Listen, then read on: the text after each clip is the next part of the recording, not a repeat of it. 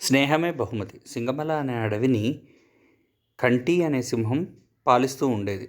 దానికి నక్క, కాకి అనుచరులుగా ఉండేవి. ఓ రోజు కాకి ఎగురుకుంటూ వచ్చి, మన అడవికి దూరంగా ఉన్న ఎడారిలో ఒంటెని చూశాను.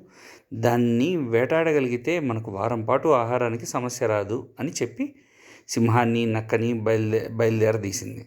కానీ ఎడారిలోకి అడుగుపెట్టగానే అక్కడి వేడికి సింహం, నక్క కాళ్ళు కాలి నడవలేకపోయాయి.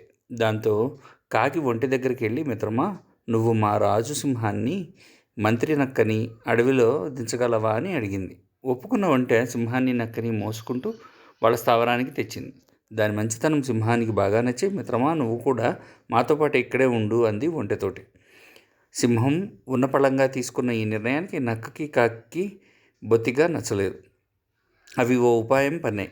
మహారాజా, కాళ్ళు కాలడం వల్ల మీరు ఇప్పట్లో వేటాడలేరు.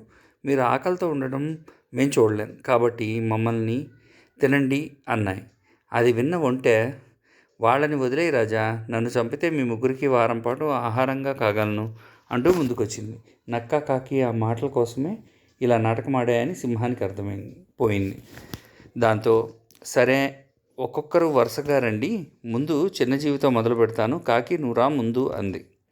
ఆ మాటకి కాకి తుర్రుమంటే నక్కేమో పరుగు లంఘించింది. ఒంటె, సింహాలు మాత్రం అప్పటి నుంచి మంచి స్నేహితులుగా ఉండిపోయాయి.